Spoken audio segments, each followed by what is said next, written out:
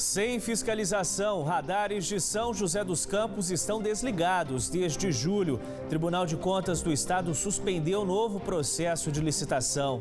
É errado, né? Tem que estar funcionando, né? Porque muita gente abusa da velocidade. Aconteceu um acidente aqui que teve na semana passada e errado isso aí, né? Dor e revolta. Amigos das vítimas do acidente na rodovia Geraldo Scavone protestam em São José. Suspeito de ter matado 4 jovens chegou a ser detido, mas foi liberado. Assalto frustrado. 2 bandidos são presos após tentativa de roubo à agência dos Correios em São Luís do Paraitinga. Terceiro suspeito pulou no rio. Veio correndo, pulou a grade e pulou nada. Daí a polícia acertou ele. Sabesp descobre desvio irregular de água do Rio Una. A ação reduziu o volume disponível para captação e abastecimento de Taubaté e Tremembé. A empresa pede economia de água para os moradores. Sincronia e muita beleza. São José dos Campos recebe a 13ª edição do Festival Internacional Flamenco. Evento reúne dançarinos do Brasil e do exterior. Nós promovemos esse intercâmbio porque nós precisamos crescer nesse sentido, né? Não é nossa cultura, mas a gente faz muito bem. Seja bem-vindo, Band Cidade 2ª edição começa agora.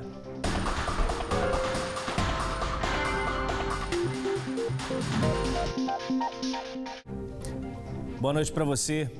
Desde julho deste ano, São José dos Campos está sem fiscalização eletrônica.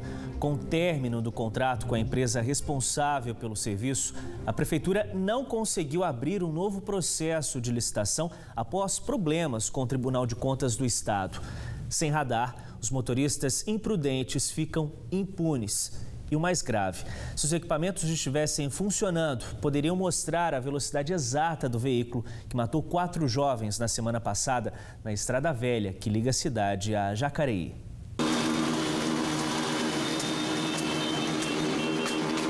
Foi assim, com muito barulho, que esse grupo parou o trânsito na manhã desta terça em São José dos Campos. Eles são amigos das vítimas do atropelamento na rodovia Geraldo Scavone, ocorrido na última quinta-feira. Os cerca de 60 motociclistas percorreram várias ruas e encerraram a manifestação no local da tragédia. Antes, fizeram um novo protesto em frente à casa de Mateus de Jesus Souza, de 19 anos, onde o jovem mora com a família no bairro Jardim das Indústrias. O grupo pedia a prisão do motorista que atropelou e matou 4 pessoas. Novas imagens divulgadas pela Polícia Civil mostram o carro avançando em alta velocidade sobre as vítimas e o desespero de quem estava no local logo após o atropelamento. Mas se depender do radar que deveria fiscalizar o excesso de velocidade na via, a infração gravíssima que tirou a vida de 4 pessoas vai ficar impune.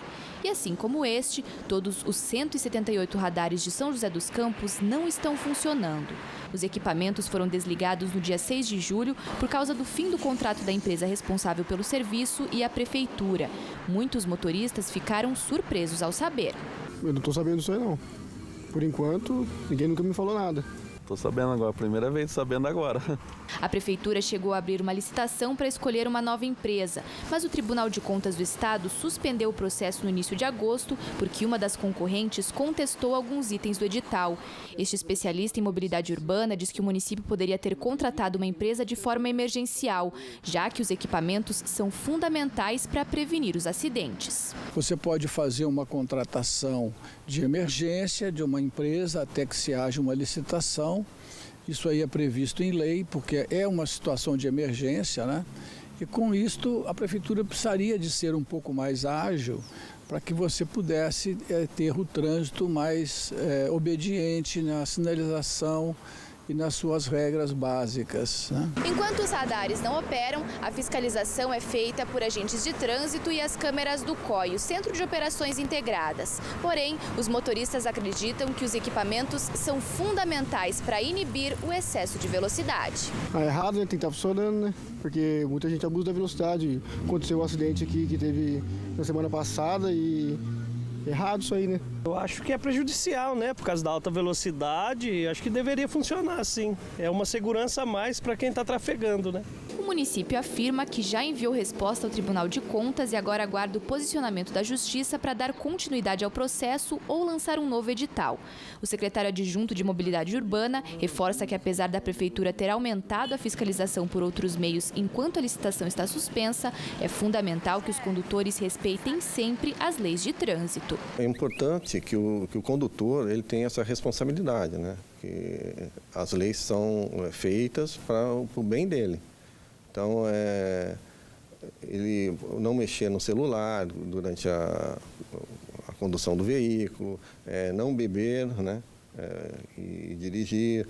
Então, tem várias formas que o motorista tem que ter essa responsabilidade de conduzir o veículo na via, né?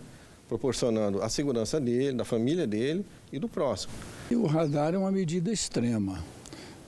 Se todos os usuários, os motoristas, respeitassem a legislação, respeitassem a sinalização, não haveria necessidade dos radares. Mas nós temos uma indisciplina muito grande no trânsito. E isso faz com que pode ocorrer acidentes devido ao desrespeito da sinalização. Que situação absurda e inaceitável, né? Um município do tamanho de São José dos Campos, sem fiscalização eletrônica, é um absurdo, nenhum risco para a população. Olha, Matheus de Jesus Souza, um motorista de 19 anos acusado de matar 4 pessoas na madrugada do feriado de 7 de setembro em São José dos Campos, na rodovia Geraldo Scavone, prestou depoimento ontem à polícia. Ele foi ouvido pelo delegado titular da Delegacia de Investigações Gerais, Darcy Ribeiro, e liberado por falta de provas. Matheus vai responder pelo crime de homicídio doloso quando há intenção de matar. O depoimento dele durou cerca de 2 horas e meia. Depois de ouvido, o rapaz foi liberado. Não há prisão em flagrante, ele só poderia ser preso pelo crime se fosse decretada a prisão temporária ou preventiva dele, que não é o caso. Vai ser instaurado um inquérito por homicídio doloso, porque quando ele atropelou a vítima naquele local, àquela velocidade, ele assumiu o risco de produzir o resultado. Ele nega ter bebido antes do fato. Então agora ele disse onde estava, nós vamos procurar a imagem desse local, vamos procurar, ele esteve em 2 locais antes de ter ido até lá, então nós vamos procurar para ver se realmente ele estava embriagado ou não. Certo? A velocidade é um fator primordial, realmente é chocante, mas agora nós temos que apurar os fatos com calma, eles vão ser apurados no tempo previsto, mas hoje nós dependemos de prova pericial para provar o que aconteceu desde o começo. O jovem estava com habilitação provisória desde dezembro do ano passado. No depoimento, ele alegou que não viu o grupo na rodovia e que não parou para socorrer as vítimas porque se sentiu ameaçado. Ele disse que quando ele viu, ele estava em cima, é o termo que ele utilizou. Então, hoje, o que nós vamos precisar? Nós vamos precisar de prova pericial que isso é mentira. Nós vamos provar que naquela reta era impossível ele não ter visto. Hoje, nós já tivemos, pelas análises das imagens que nós obtivemos, existia uma moto parada no local com o pisca-alerta ligado. E esse casal, o proprietário da moto, eles estavam sinalizando. Um dia depois do acidente, um grupo de motociclistas invadiu a casa onde ele mora com a família, no bairro Jardim das Indústrias, e depredou a residência e os 2 carros que estavam na garagem. Um deles, a caminhonete que teria sido usada no atropelamento. Ainda de acordo com o delegado, a depredação do veículo dificultou o trabalho da perícia em comprovar ou não a versão apresentada por Matheus para não prestar socorro às vítimas. Como todas as pessoas que se envolvem nesse tipo de acidente, ele alega que alguns teriam perseguido e jogado um objeto no carro dele que inclusive teria danificado. Certo? Infelizmente, essa prova pericial dos danos no veículo, os amigos da vítima ajudaram bastante o suspeito, porque foram até a casa e depredaram o carro. Hoje, a perícia não consegue comprovar com toda a certeza que é necessária nesses casos se os danos que tem no carro são decorrentes do atropelamento ou se são decorrentes desses vândalos que fizeram esse favor à polícia. A parte pericial do veículo atrapalhou totalmente, certo? Se eles queriam ajudar o suspeito, eles conseguiram. A tranquilidade da pacata São Luís do Paraitinga foi quebrada hoje de manhã após um assalto na agência dos Correios. 2 bandidos foram presos e um pulou no rio durante a fuga. Os moradores ficaram assustados. Foi o 2º roubo na mesma agência em menos de 2 meses. O atendimento foi suspenso nos Correios de São Luís do Paraitinga. Só a perícia teve acesso à agência. Por volta de 9h30 da manhã, 3 homens, um deles armado, tentaram roubar o local. A empresa responsável pela segurança percebeu a ação pelas câmeras e chamou a polícia. 2 deles foram presos em frente à casa desta aposentada. Imagina, cidadinha, né? Tem nada de movimento. Acontecer isso, Deus o livre, credo.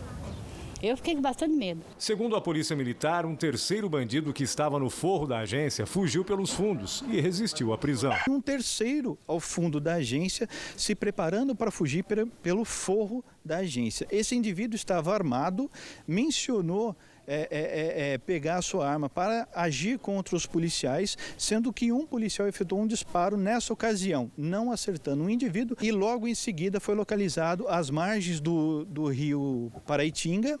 Nesse momento houve uma nova situação de disparos de arma de fogo, onde o indivíduo, nós não sabemos ao certo se ele mergulhou para fugir ou ele caiu baleado no rio.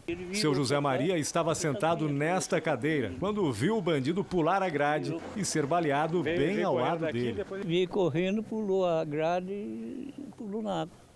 Daí a polícia acertou ele. A polícia acertou ele que horas? Acertou na hora que ele pulou. Os bombeiros foram acionados para tentar localizar o assaltante no leito do rio. Esta mesma agência já havia sido roubada no dia 14 de julho por uma quadrilha de São Paulo. E agora, em toda a região, nas últimas 2 semanas, já são 4 agências dos Correios alvo de bandidos. Os casos aconteceram em São José dos Campos, no dia 1º, no bairro Chácaras Reunidas, e também nas cidades de Jacareí e Canas. Em 31 de agosto, 4 homens armados invadiram a unidade dos Correios no centro de Jacareí, no início do expediente. Roubaram o dinheiro e fugiram. Um dia antes, uma quadrilha fez mais de 10 pessoas reféns na agência de Canas. O bando fugiu sem deixar pistas. O valor do roubo não foi divulgado. As armas usadas na tentativa de roubo em São Luís foram apreendidas. O revólver calibre 32 carregado com 3 munições que falharam estava com o ladrão que caiu no rio. Os 2 assaltantes detidos vieram de São Paulo. A polícia investiga a participação deles nos outros roubos às agências dos Correios da região. Há possibilidade de serem parte da mesma quadrilha, contudo, esses indivíduos que participaram dessa ação criminosa hoje não foram reconhecidos até o momento pelos membros que trabalham nas outras agências de Correios que foram roubadas. E essa quadrilha pode ter um número que a gente não sabe identificar ainda quantos indivíduos fazem parte. O suspeito que pulou no rio ainda não foi localizado. Ainda de acordo com a polícia, um 4º bandido aguardava pelos comparsas em um carro, porém fugiu após perceber a presença da PM. Por meio de nota, os Correios informaram que vão colaborar com as investigações e que a agência de São Luís do Paraitinga vai retomar o atendimento somente na quinta-feira. O corpo de uma criança de 9 anos foi encontrado agora à tarde em um lago conhecido como Piscinão, na Vila Zezé, em Jacareí. Ela brincava próxima ao local quando caiu na água e foi resgatada pelos bombeiros já sem vida. O local pertence à prefeitura. Por meio de nota, o executivo lamentou o ocorrido e informou que só agora irá sinalizar o local, além de tomar outras medidas de segurança. A mãe do adolescente de 14 anos que tinha deficiência mental e foi morto em julho depois de ter sido espancado pelo padrasto se entregou hoje à polícia em São José dos Campos. Ela é acusada de ter omitido das autoridades que o garoto era agredido pelo padrasto. Ela e o marido chegaram a ser presos no dia do velório do menino, mas a mulher foi liberada. O padrasto continua preso.